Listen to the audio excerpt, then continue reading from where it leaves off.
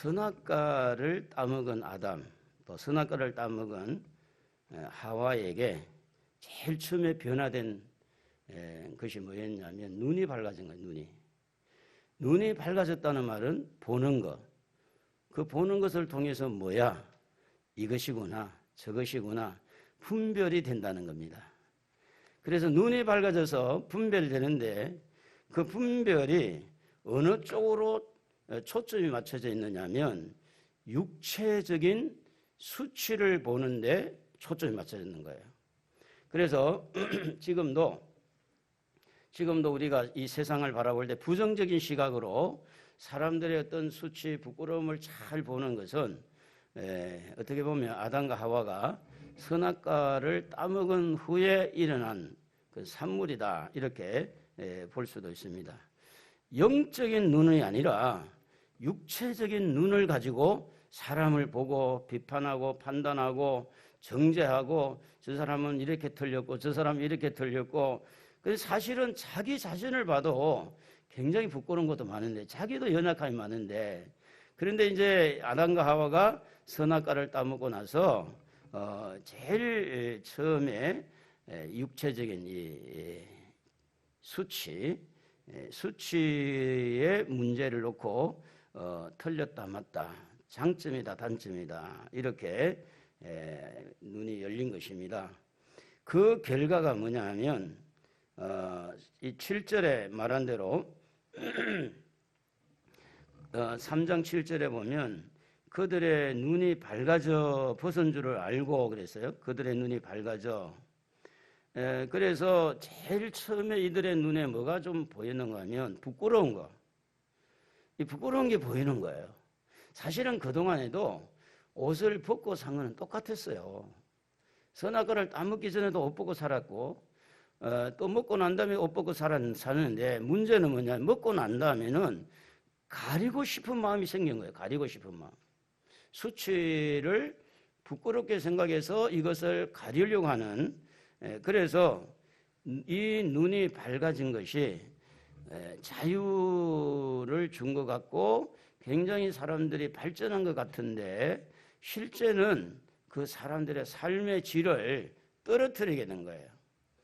부부가 벗고 있어도 아무 창피하고 부끄러운 거 없었는데, 선악과를 따먹고 난 다음에는 상대방의 수치, 자기의 수치.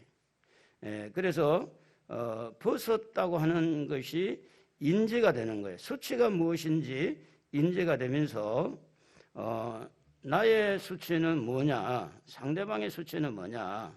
그래서 이 수치에 대해서 자꾸 관심을 가지고, 부끄러운 게 뭘까? 왜 부끄럽지? 이 부끄러운 걸 방향 계속 잡아간다는 거죠. 그러니까 그것을 덮으려고 수단을 쓰고 무화과 잎을 가리기도 하고, 오늘날 같이 거짓말로 가리고 악을 쓰면서 자기의 어떤 수치를 가리려고 온갖 행동을 할 수 있는 것이 선악과를 따먹고 난 후에 우리에게 이렇게 남겨놓은 부산물이다. 그래서 어떻게 보면 상대방의 수치를 가려주고 또 자기의 수치를 가리고, 뭔가 수치의 문제를 드러내는 것보다는 수치를 좀 이렇게 없도록 이렇게 해주는 것이 영적인 눈인데, 육적인 눈은 어떻게 되냐, 어떻게 파고들어가서 상대방의 약점, 단점, 상대방의 문제를 다 들추어내서 저 사람은 난 믿을 수 없다, 저 사람이 이래 틀렸다, 이렇게 할 때 결국은 무슨 문제가 일어나는가 하면, 자기에게도 수치가 있는데 다른 사람의 수치를 말하고, 자기에게도 약점이 있는데 또 다른 사람의 약점을 말하니 이게 답이 없어요. 그래서 거기에서 엉키고 설키면서 뒹굴고 시궁창 속에서 헤매게 된다는 거죠. 그래서 이렇게 수치를 보게 되고 수치에 대해 집중하게 된 그 원인은 선악과를 따먹어서 그래요. 선악과를 안 따먹었으면 안 그럴 텐데, 아무리 벗고 있어도 저게 창피한 거야 이렇게 안 느껴지는데, 선악과를 따먹고 나니까 그렇게 되는 거죠. 그래서 성경은 뭐라고 그러냐면 시편 25편 3절에 보면, 주를 바라는 자들은 수치를 당하지 아니하려니와 까닭없이 속이는 자들은 수치를 당하리라. 결국은 하나님의 말씀, 하나님을 이렇게 잘 섬기고 존경하고 하나님을 경배하고 하나님께서 원하는 게 뭘까, 하나님의 기뻐하는 게 뭘까, 이렇게 따라가면 부끄러운 일을 안 당한다는 거죠. 근데 하나님 싫어하는 쪽을 자꾸 가니까 그래서 수치를 당한다. 그래서 이 수치가 드러나는 것은요, 죄 때문입니다. 죄. 모든 게 죄는요 부끄러운 거예요. 뭐 빨간 거짓말, 뭐 하얀 거짓말 할 것 없이 거짓말은 다 부끄러운 거예요. 죄를 짓는 건 전부 다 부끄러운 거예요. 그런데 이렇게 범죄한 이 사람들에게 수치만 있는 게 아니라 또 하나가 또 발견되는데, 그게 뭔가 하면 하나님을 두려워한다는 것입니다. 8절에 보면 그들이 그날 바람이 불 때 동산에 거진 씨는 여호와 하나님의 소리를 듣고, 그래, 소리를 듣고 하나님의 소리를 듣고 증거내야 되고, 하나님의 소리를 듣고 하나님, 제가 여기 있습니다, 서로 대화가 돼야 되고 그래야 되는데, 아담과 그의 아내 애가 여호와 하나님의 낯을 피하여 동산 나무의 사이에 숨었다라는 말이 나와요. 선악과를 따먹고 난 다음에 첫 번째 나온 것은 수치 문제고요, 두 번째 나오는 것은 두려움의 문제라는, 두려움 문제. 하나님이 두려워서는 안 되죠. 왜냐하면 하나님 우리를 만드셨고, 하나님이 세상을 만드시고, 하나님께서 만드신 세상에서 하나님이 만드신 사람이 살고 있는데 행복해야 되잖아요. 그런데 죄를 지은 인간은 하나님과의 적대감이 생기고 하나님을 피해서 숨으려고 어떻게 하든지 하나님이 없는 곳으로, 하나님에게 간섭 안 받는 것으로 피하고 숨으려고 하는 것이, 사단이 결국은 선악과만 따먹게 한 것은 끝난 게 아니고, 선악과를 따먹은 다음에 사단은 계속해서 사람들 속에 들어와서 수치를 드러나게 만들고 두려워하게 만들고, 그래서 결국은 하나님과 관계를 무너뜨리는 그런 모습을 오늘 여기에서 보게 됩니다. 이 하나님의 소리를 듣다라는 말은 샤마라는 단어인데, 경청한다, 순종한다, 또 이해하다, 이런 뜻을 가지고 있어요. 기도에 응답하다, 이런 뜻을 가지고 있는데, 하나님의 소리가 들리면요, 아멘, 순종해야 되잖아요. 하나님의 소리가 들리면 그분의 이해를 하고 그분 말씀에 따라야 되잖아요. 하나님의 음성이 들어듣기 싫은 거야, 하나님의 음성이. 그래서 여러분, 대다수의 시험에 든 사람들은 설교 듣는 것이 싫어요. 조금만 이렇게 이야기하면 또 설교하냐고 되들게 돼요.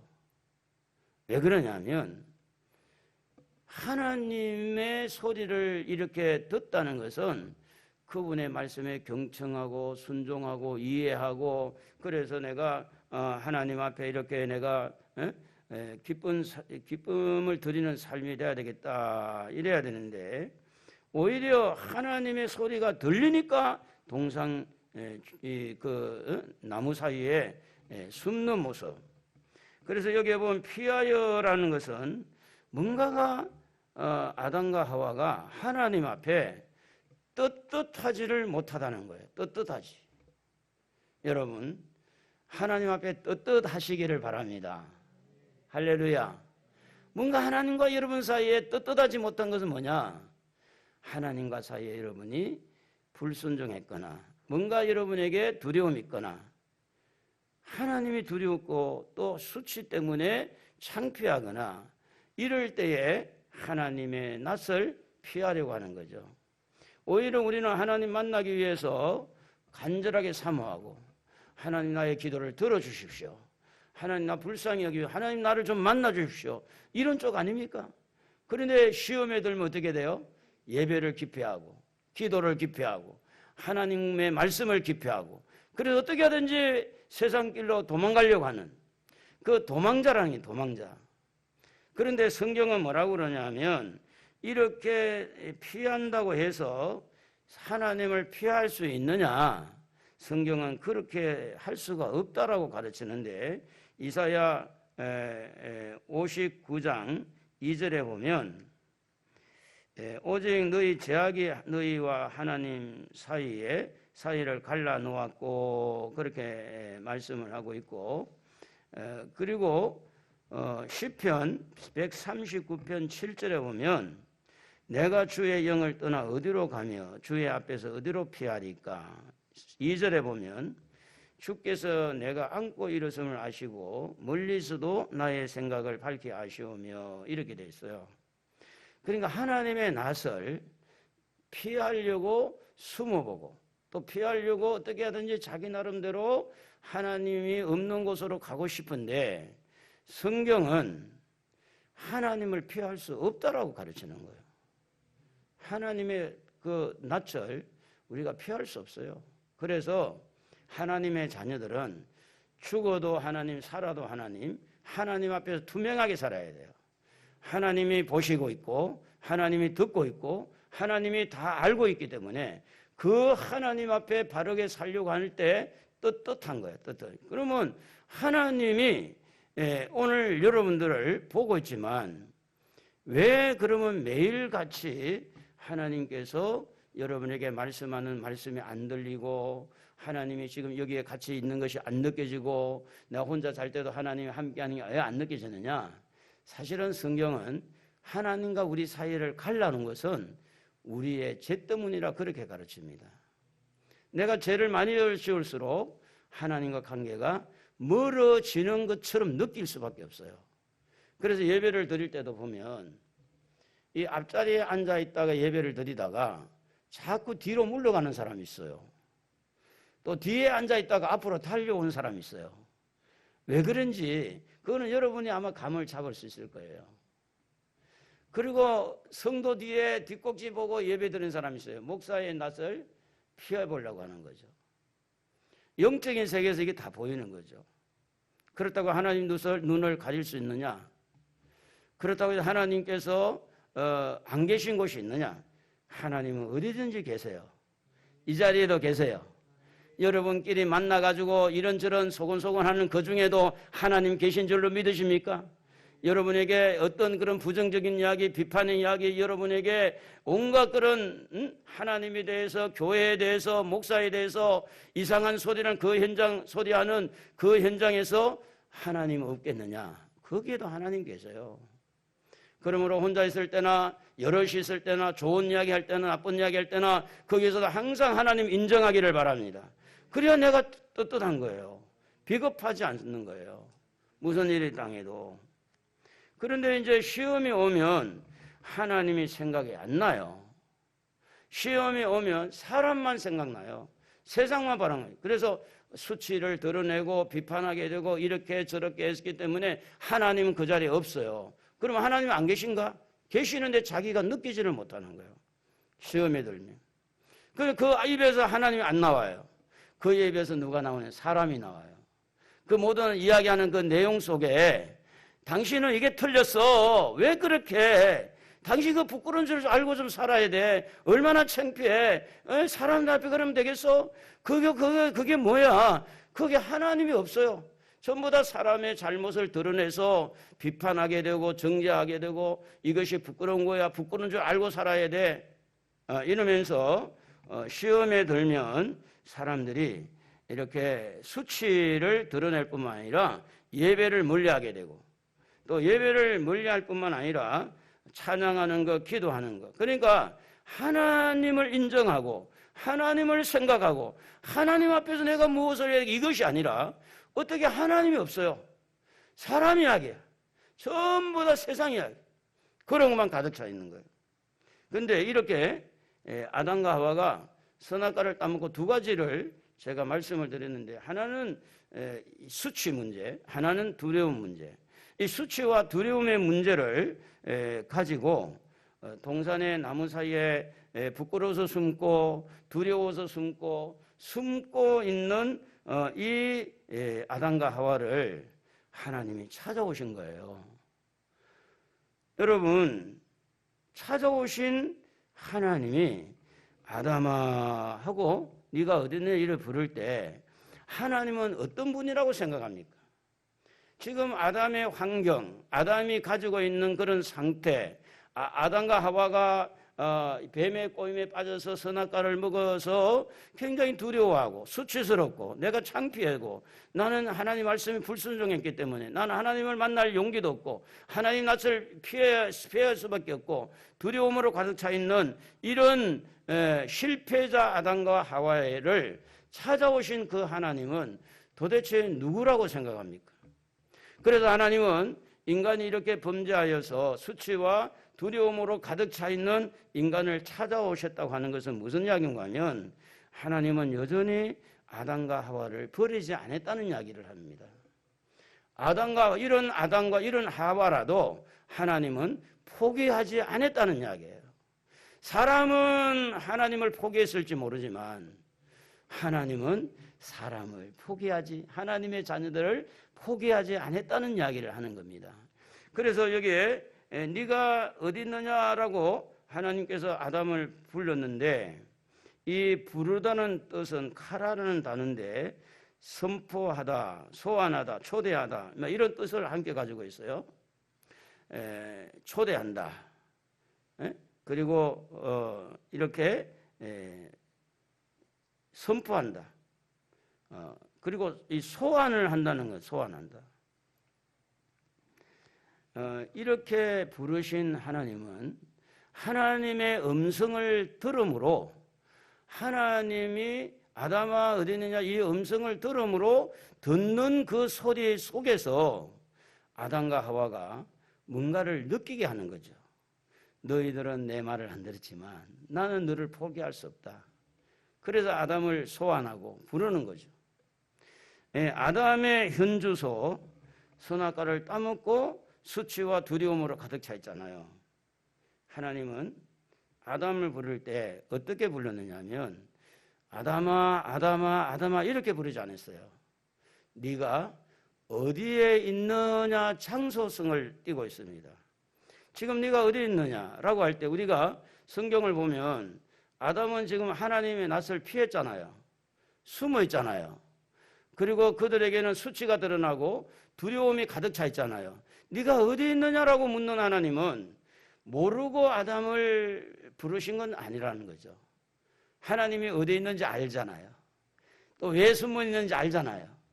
그리고 지금 아담에게서 수치가 있고 무화과 나무 잎을 엮어서 치마를 하고 여기 저기를 막고 이렇게 가리고 있지만 그게 인간의 한계가 있다는 것도 알고 있잖아요. 아무리 숨기려 해도 숨겨지지 않는, 또 햇빛이 나면 다 찢어져 없어지는 이런 상황에 있는 이 아담을 하나님이 네가 어디 있느냐라고 할 때 그 어디는 동산 사이에 숨어 있는 장소이기보다는 지금 어떻게 보면 아담이 안고 있는 어떤 그런 죄와 허물 또 하나님을 거부하고 불순종한 영향을 가지고 창피해서 나 못 살겠다. 나 얼굴 들고 못 떨고 다니겠어. 그리고 너무 무서워 두려워서 못 살겠어. 뿐만 아니라 이 아담과 하와의 어떤 그 미래성을 보면 그들은 모르지만 하나님이 내버려 두면 지옥불에 들어가잖아요. 지옥불에. 그런데 하나님은 그를 찾아왔고 그를 불렀어요. 왜 불렀을까요, 여러분? 하나님께서 아담을 세워놓고 종아리 걷어 그리고 내가 너 이번에 이렇게 잘못했으니 몇 대 때려줄까? 매를 때리려고 하는 부분도 혹 있을 수가 있죠. 그랬을까요? 또 이렇게 아담과 하와를 부르신 그 하나님이 그 자리에 있는 거, 그 상태를 몰라서 불렀을까요? 순전히 그 하나님의 음성, 하나님 목소리를 듣고 아담과 하와가 하나님의 사랑을 느끼게 하는 거죠.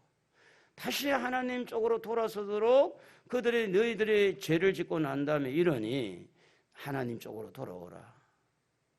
하나님 앞에 회개하고 돌아오라.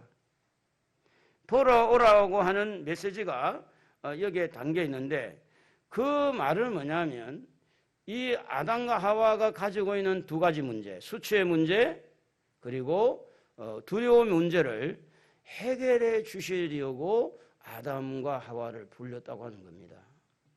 사랑하는 성도 여러분, 지금도 우리는 이 땅에 살면서 끊임없이 마귀와 싸워야 되고, 성경에 그래서 마귀의 계계를 우리가 물리쳐야 되니까 죄와 싸워야 되고 자기 욕심과 싸워야 되고, 상당한 어떤 부분에서는 이렇게 부대끼고 살아요.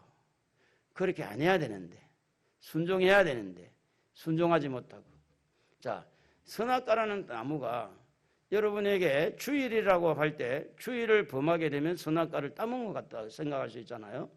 그것이 11조를 할 때 그 11조를 내가 따먹었다고 할 수도 있잖아요. 이 세상에 살아가는 동안에 끊임없이 우리에게 이모저모로 도전하고 있는 게 뭐냐면, 마귀는요, 하나님의 말씀을 흐리게 만드는 거예요. 인간이기 때문에 그래도 세상을 살다 보면 그럴 수 있지 이러면서 하나님 말씀을 흐리게 만들어서 그 선악과를 따먹은 것처럼 따먹게 만들어가지고 결국은 그것 때문에 수치가 드러나게 하고 그것 때문에 두려움에 쌓이게 하는 이런 후유증을 안고 불행하게 살도록 사단은 끊임없이 우리를 유혹한다는 거죠. 그런데 이런 아담과 하와를 찾아오신 것처럼 오늘도 하나님은 여러분에게 찾아오셔서 여러분을 부르십니다. 여러분의 마음을 몰라서 부른 게 아니죠. 여러분이 어느 상태에 있는지 몰라서 부른 게 아닙니다. 여러분이 갈등하고 있고 시험에 있고 여러 가지 세상의 일을 하면서 어떻게 보면 나는 이 나이 먹도록 돈도 별로 못 벌고 내가 이 나이 먹도록 지난번에 김호정이가 불렀는가? 여하튼 트로트에서 부를 때 이 나이 먹도록 그런 게 있더라고. 이 나이 먹도록. 혹시 알아요? 몰라요? 이 나이 먹도록 거기 내용이 뭐가 있는 것 같더라고. 가만히 생각해 보면 이 나이 먹도록 내가 주를 위해서 뭘 했나? 이 나이 먹도록 우리 애들을 위해서 뭘 했나? 이 나이 먹도록 교회를 위해서 내가 뭘 봉사했나? 내가 이 나이 먹도록 사업하다가 2번 실패하고 이렇게 직장 나가서 몇 군데 움직이다 보니까 돈도 모아놓은 거 없고 이 나이 먹도록 그렇다고 해서 이 나이 먹도록 교회 와서 얼마나 헌신한 게 있느냐? 다 보면 부족한 것밖에 없어요. 다 연약해요. 내놓을 만한 게 없어요. 자랑할 게 하나도 없어요. 이런 어떻게 보면 실패 아닌 실패 의식을 가지고 나는 성공한 사람이 아니야. 나는 너무 이런 상황에서 해놓은 것이 하나도 없어. 이런 낙심천만한 상황에 들어있는 우리에게 하나님은 네가 어디 있느냐고 묻고 있는 거예요. 왜요? 그 문제를 해결하기 위해서. 네가 잘못 살아와서 수치스럽냐? 수치에 가리워줄게. 그래서 무화과 나무 잎을 대신해서 가죽으로 옷을 입히듯이 네가 가지고 있는 두려움 내가 해결해 줄게. 우리 하나님은 여러분을 부르고 계십니다. 아담아 어디 있느냐라고 부른 것처럼 우리 한번 자기 이름을 부르면서 우리 한번 불러봅시다. 정호야 어디 있느냐. 에? 여러분 이름을 넣어가지고 시작. 여러분 나름대로 여러분만 알고 있는 수치, 여러분 나름대로 기도도 하지만 예배도 드리지만 여러분만이 가지고 있는 두려움, 하나님은 그것을 해결하기 위해서 오늘 이 시간 하나님은 여러분을 부르신 줄로 믿습니다. 그 말은 수치를 가리워주고 두려움을 해결해 주기 위해서 하는데 시편 95편 6절에 보면 이렇게 성경은 말합니다. 우리가 굽혀 경배하며 우리를 지으신 여호와 앞에 무릎을 꿇자. 여러분 두려움을 내쫓고 수치를 가리려면 하나님 앞에 무릎 꿇으시기를 바랍니다. 겸손해져야 돼요. 하나님 앞에 내가 잘못했습니다. 내가 연약했습니다. 내가 잘못 살았습니다. 하나님 나를 불쌍히 여겨주십시오. 무릎을 꿇는다는 것은 하나님 앞에 자세를 최대한 낮추는 거예요. 겸손해지는 거예요. 이 무릎을 꿇다는 말은 뭐냐면 하나님 내가 잘못했습니다. 손 드는 것 같아요. 제가 항복하겠습니다. 이사야 1장 18절에 보면 여호와께서 말씀하시되 오라 우리가 서로 변론하자. 너희의 죄가 주홍 같을지라도 눈과 같이 희어질 것이요 진홍같이 붉을지라도 양털같이 되리라. 지금 죄 때문에 수치 문제, 죄 때문에 두려움 문제가 왔잖아요. 두려움의 문제를 해결하는 것, 수치의 문제를 해결하는 것, 수치 자체가 문제가 아니고 두려움 자체가 문제가 아니라 그 속에 파고 들어가면 죄라는 문제가 불순종의 문제가 있는 거예요. 이 문제를 해결하기 위해서 우리 하나님은 부르신 거죠. 내게로 돌아오라. 너희 죄가 주홍 같을지라도 눈과 같아질 것이고 진홍같이 붉을지라도 양털같이 되리라. 할렐루야. 죄에서 자유를 얻게 함은 그리고 뭐죠? 보혈입니다. 죄에서 자유 누리기를 원하십니까? 주님의 보혈입니다. 주님의 보혈이 있어요. 하나님이 아담을 부를 때 아무 대책 없이 부른 게 아닙니다. 오늘 여러분을 부르신 하나님은 아무런 대책 없이 그냥 부른 게 아니에요. 여러분이 가지고 있는 수치와 여러분이 가지고 있는 두려움, 그 이상의 어떤 문제라도 우리 하나님은 해결해 주시려고 우리를 부르신 줄로 믿습니다. 할렐루야. 그러므로 사람의 수치를 하나님 앞에서 가린다 생각하지 마세요. 절대 가릴 수가 없습니다. 두려움도 하나님 앞에서 두려움을 내가 해결한다 하지 마세요. 두려움도 하나님이 제거해줘야 두려움이 사라지는 거고 수치도 하나님이 덮어줘야 덮어지는 거예요. 모든 심판자는 하나님이시기 때문에 그래서 성경에 보면 요한복음 4장에 보면 수가성에 한 여인이 소개되고 있습니다. 그동안에 이제 남편이 5이 있었어요. 자랑스러운 이야기입니까? 조금 창피스러운 이야기입니까? 여러분 5명의 남편을 거쳤어요. 첫 번째 남편, 두 번째 남편, 세 번째 남편. 우리로 말하면 5번 결혼한 거예요.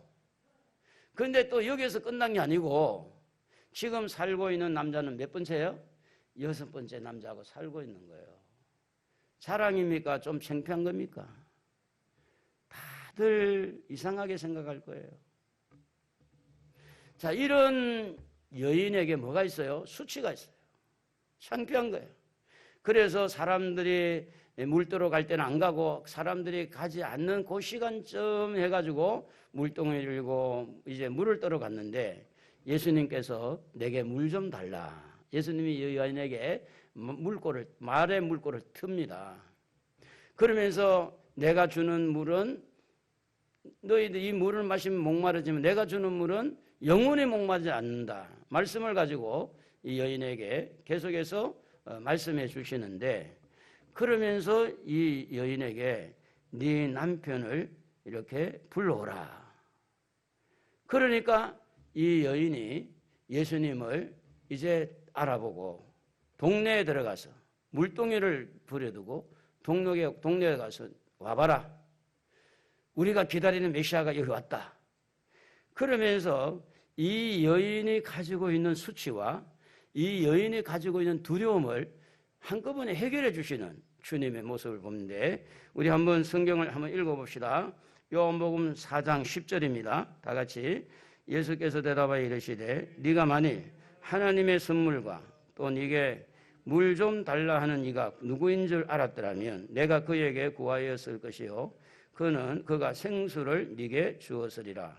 11절 여자가 이르되 주여 물길을 걸어뒀고 이 물은 깊은데 어디서 당신이 그 생수를 얻겠사옵나이까. 예수께서 대답하여 이르시되 이 물을 마시는 자마다 다시 목마르니와 내가 주는 물을 마시는 자는 영원히 목마르지 아니하리니 내가 주는 물은 그 속에서 영생하도록 솟아나는 샘물이 되리라. 이르시되 16절 네 남편을 불러오라. 자, 여기에서 예수님이 뭘 말씀하느냐 하면 지금 이제 수치라는 문제 있잖아요. 남편이 5이 있었고 그리고 지금 남편은 6번째고 사람들의 시각으로 볼 때는 너무너무 창피한 거예요. 그런데 이 여인에게 무엇을 열어주는 거 아니? 영생에 대한 말씀으로 영원히 사는 영생수에 대해서 말씀을 눈을 열어주는 겁니다. 여러분, 이 땅에는 잠시 잠깐의 삶이잖아요. 이 땅에 조금 창피하더라도 하늘에서 인정받는 게 낫고, 이 땅에서 좀 가난해도 하늘에서 부유한 자가 낫습니다. 할렐루야. 금요일 날 우리 영상을 잠깐 봤지만 천국에 가면 등급이 같다고 합니까? 다르다 그럽니까? 다 다르다는 거예요. 이 땅의 사람들의 잣대로 우리의 수치를 가리우려 하지 말고, 하나님께서 나의 수치를 가리워주고, 세상 사람들은 나를 손가락질한다 하더라도 나는 하나님 앞에 바로 서야 되겠다. 그게 영생의 진리를 깨닫는 사람이에요.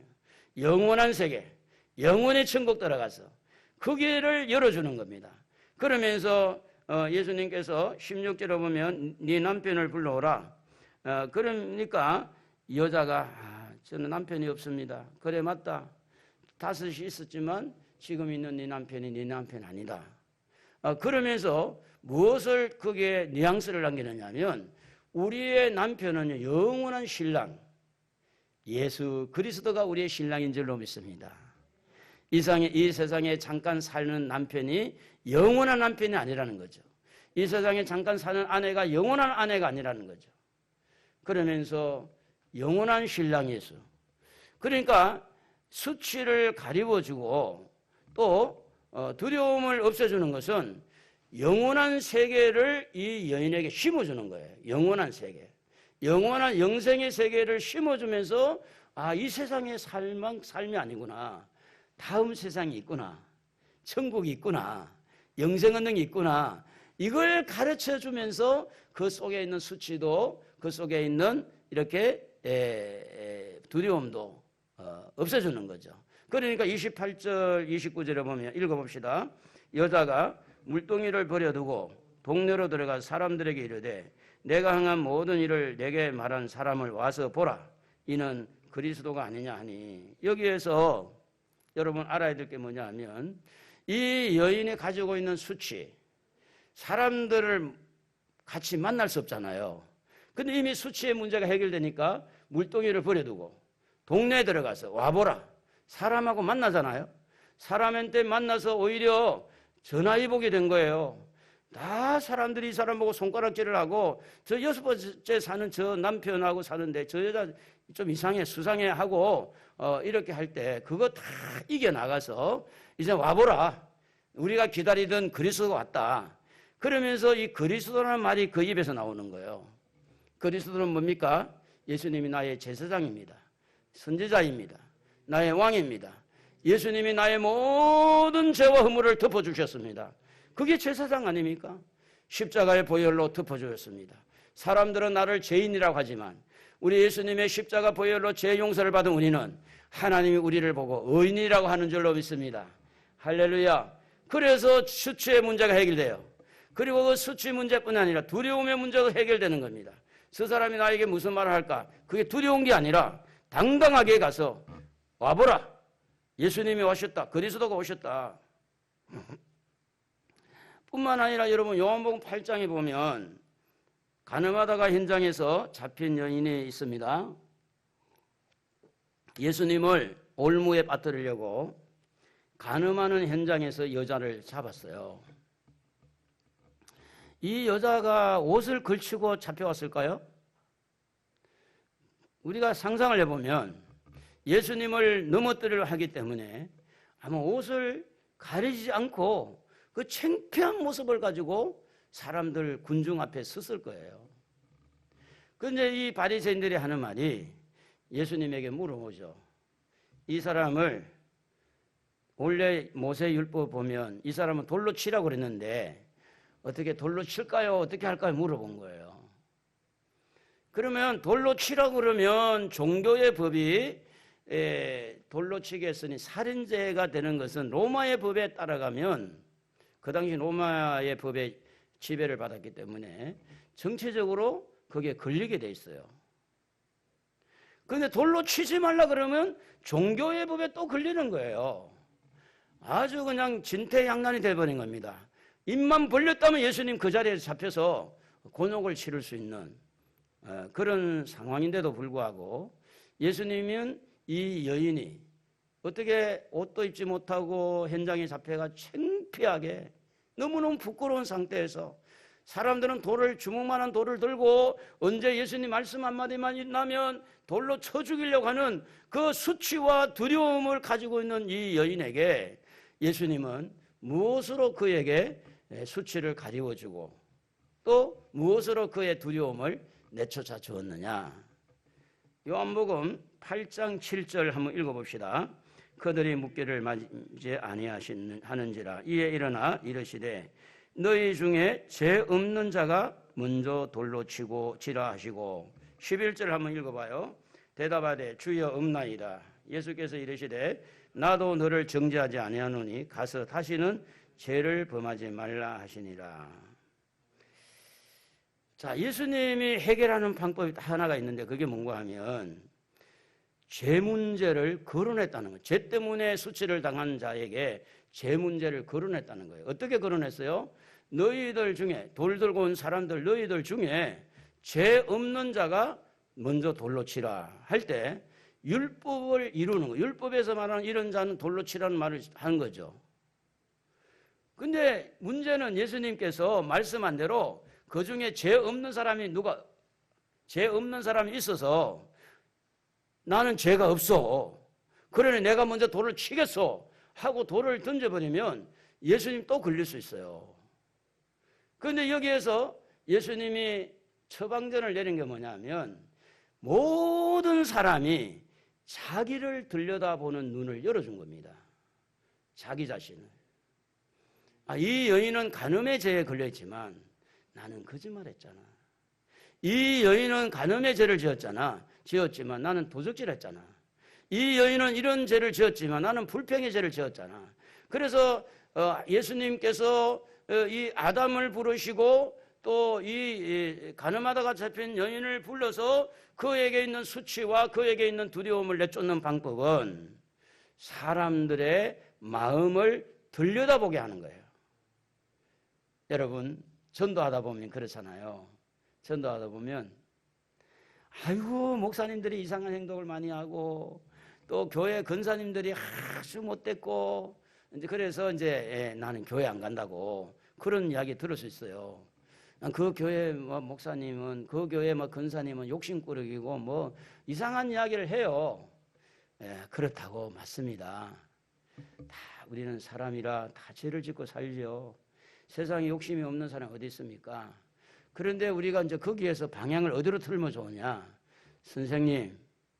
선생님은 혹시 죄를 하나도 안 지었습니까? 그 사람의 말하는 그 말을 받아서 그것을 긍정적으로 시인을 해야 돼요. 사실이니까 목사도 죄인이고 권사님도 죄인이고. 그런데 당신은 죄가 하나도 없습니까? 당신은 남에게 마음을 아프게 한 적이 없습니까? 예수님이 하시는 방법은 뭐냐면 자기의 마음을 들여다보게 하는 거예요. 자기의 마음.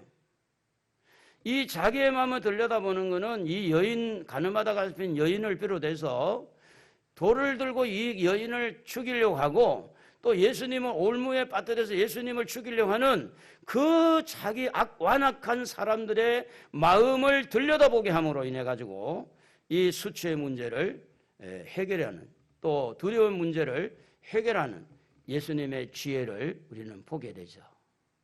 사랑하는 성도 여러분, 여러분은 어떻습니까? 여러분은 죄가 없나요? 여러분에게는 전혀 두려움이 없나요? 코로나 무증상 사람들이 너무 많아가지고 무증상. 그러니까 이제 무증상이라는 것은 아무 증세가 없는 거예요. 열도 안 나고 콧물도 안 나고 그냥 건강한 거예요. 그런데 그 사람이 코로나가 걸렸어. 그러니까 지금 건강한 사람을 만났는데 아무런 그런 콧물도 없고 열도 없는 사람 만났는데 이게 전파가 되니까 그 사람들이 더 마음이 불안하고 두려움을 줄 수가 있죠.